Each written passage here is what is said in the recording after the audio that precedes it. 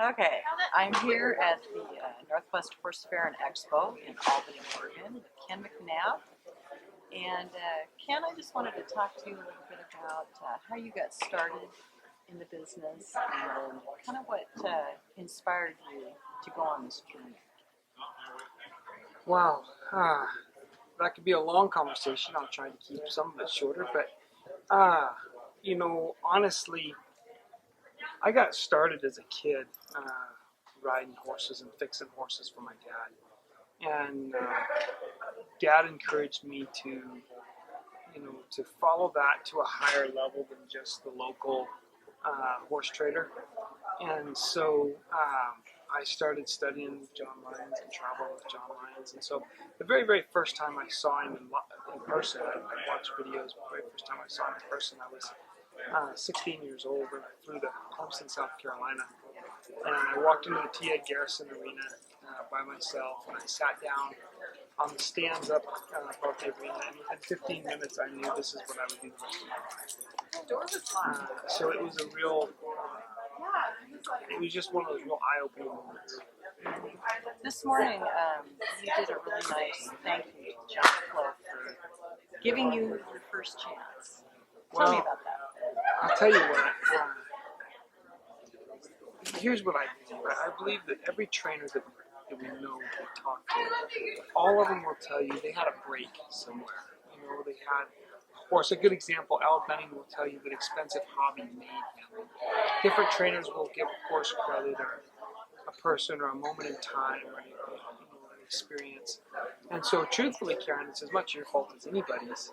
But really about 15 and a half years ago, I was going through one of your magazines and came across an ad for this event.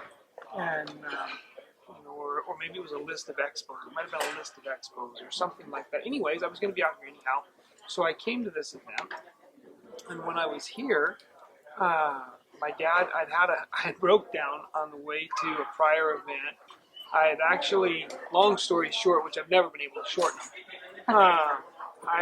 my son was 6 weeks old at the time, and he had contracted RSV, and so he ended up in the intensive care unit, and I had a extended clinic up in Mount Vernon, Washington scheduled, and so I stayed with my wife and my son in the intensive care unit until he was through the weather and things were obvious that he was going to be okay.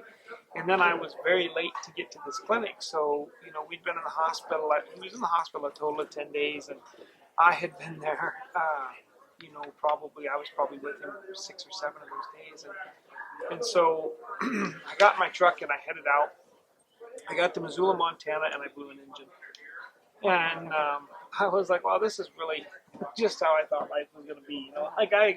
When I daydreamed about this, I forgot to daydream these pieces in. So anyhow, I rented a truck there, went out, did my clinic out there, and it might have even been in talking to you at that event that I came up with the fact that this show was going on.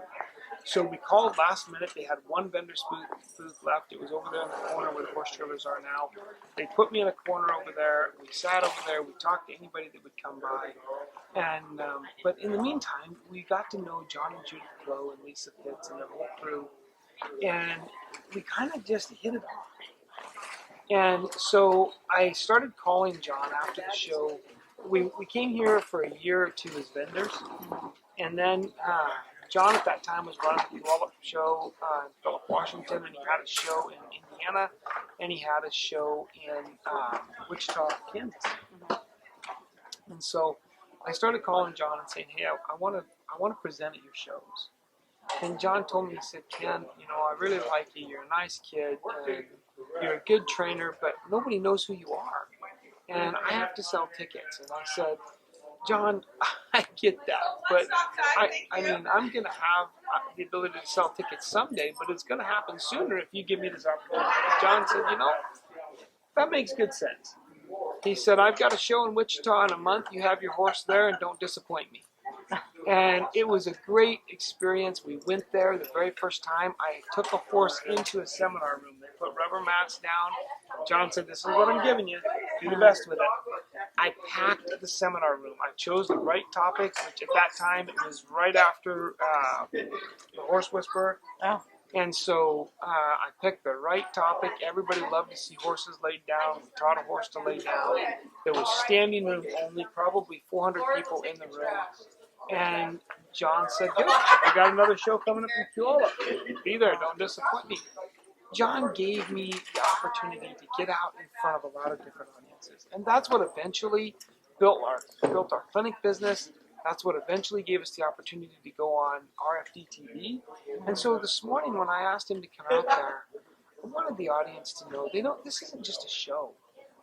This is a family that cares about the industry and cares about the people they work with.